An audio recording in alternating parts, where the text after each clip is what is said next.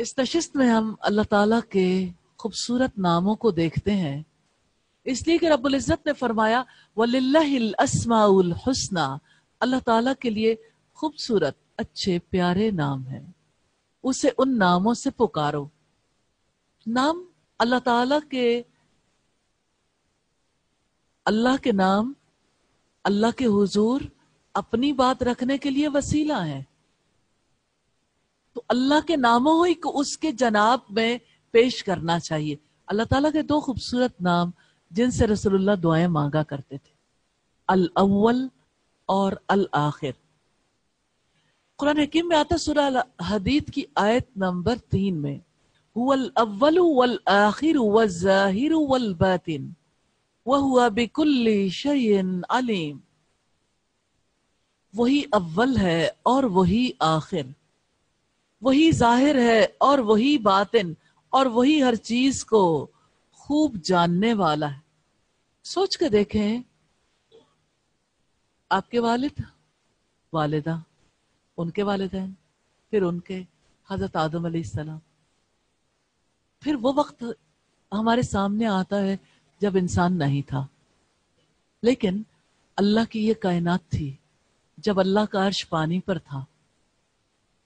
اس وقت اللہ تعالیٰ نے قلم کو پیدا کیا اور اسے کہا لکھ۔ اس نے پوچھا کیا لکھوں؟ تو اللہ تعالیٰ نے فرمایا سارے زمانے تک ان کی تقدیریں لکھو۔ قلم نے لکھا، پھر قلم اٹھا لیے گئے، صحیفے خشک ہو گئے۔ یہ اللہ تعالیٰ کی تقدیر۔ اس دنیا میں رہنے والے ایک مخصوص وقت پر پیدا ہوتے ہیں، مخصوص وقت پر جہان سے چلے جاتے ہیں۔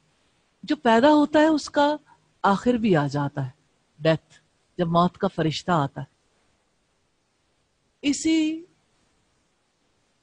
اسی اول و آخر میں ہم اپنی زندگی گزارتے ہیں، کسی خاص وقت پر آغاز اور کسی خاص وقت پر اختتام۔ اللہ تعالیٰ واحد ذات ہے جو ہمیشہ سے ہے۔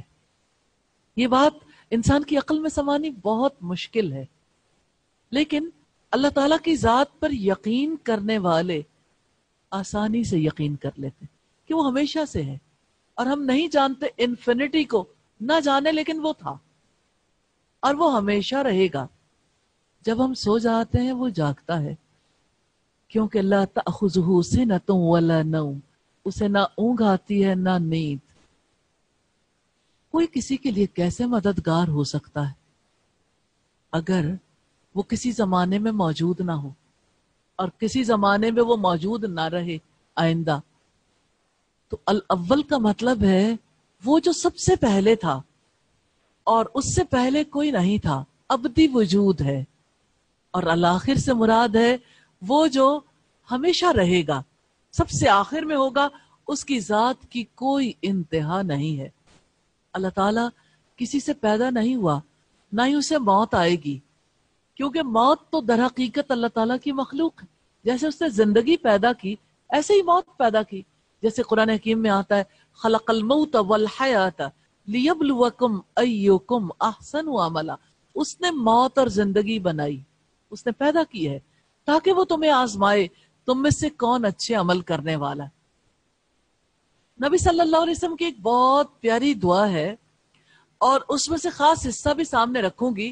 اللہم رب السماوات و رب الارض، اے اللہ آسمانوں اور زمین کے رب، و رب العرش العظیم، اور عرش عظیم کے رب، ربنا و رب کل شیء، ہمارے رب اور ہر چیز کے رب، فالق الحب والنوى، دانے اور گٹھلی کو پھاڑنے والے، ومنزل التوراۃ والانجیل والقرآن، تورات، انجیل اور قرآن کو، والانجیل والفرقان، تورات، انجیل اور قرآن کو نازل کرنے والے، اعوذ بک من شر کل شیء انت آخذ بناصیتہ، میں آپ سے ہر اس چیز کے شر سے پناہ مانگتا ہوں جس کی پیشانی کو تو تھامے ہوئے ہے۔ اللہم انت الاول، بہت خوبصورت مقام پر رسول اللہ اس نام کو لے کر آئے، اللہم انت الاول فلیس قبلک شیء، اللہ تو سب سے پہلے تھا، تجھ سے پہلے کوئی نہیں تھا. وَأَنْتَ الْآخِرُ فَلَيْسَ بَعْدَكَ شَيْءٌ، اور آپ سب سے بعد میں ہوں گے، آپ کے بعد کوئی نہیں ہوگا. وَأَنْتَ الظَّاهِرُ فَلَيْسَ فَوْقَكَ شَيْءٌ، آپ ظاہر ہیں، آپ سے اوپر کچھ بھی نہیں. وَأَنْتَ الْبَاطِنُ فَلَيْسَ دُونَكَ شَيْءٌ، اور آپ سب سے زیادہ چھپے ہوئے ہیں. یعنی ایک طرف تو آپ سب سے زیادہ ظاہر بھی ہیں اور سب سے زیادہ چھپے ہوئے ہیں. تو اس سے زیادہ چھپی ہوئی کوئی چیز نہیں. ان سین ہے نا، آنکھوں سے دیکھ نہیں سکتی. دعا کیا ہے؟ اقضی ان الدین واغننا من الفقر، اے اللہ ہم سے قرض کو دور کر دے اور ہماری فقیری دور کر دے. اقضی ان الدین واغننا من الفقر، بہت خوبصورت دعا ہے. ذاتی قرض کے لیے مانگیں تو پاکستان کے لیے ضرور مانگیں، اور امت کے ہر مقروض کے لیے دعا ضرور مانگیں. یہ روایت صحیح مسلم میں ہے 6879 نمبر پر. جب بھی ہم اللہ تعالیٰ کی ان دو صفات کے بارے میں غور کرتے ہیں تو عقل قاصر رہتی ہے، غور و فکر کر نہیں پاتے، کیونکہ انسان مخصوص وقت پر آنے والوں اور مخصوص وقت پر جانے والوں کے بارے میں جانتے ہیں. عقل حیرت زدہ رہ جاتی ہے کیونکہ عقل کی گنجائش کم ہے. انفینٹی کو عقل سمجھ نہیں پاتی. ہمارے سوچنے سمجھنے کی صلاحیتیں محدود ہیں. اس وجہ سے اللہ تعالیٰ کی صفات کو کما حقہ سمجھنے سے قاصر ہیں.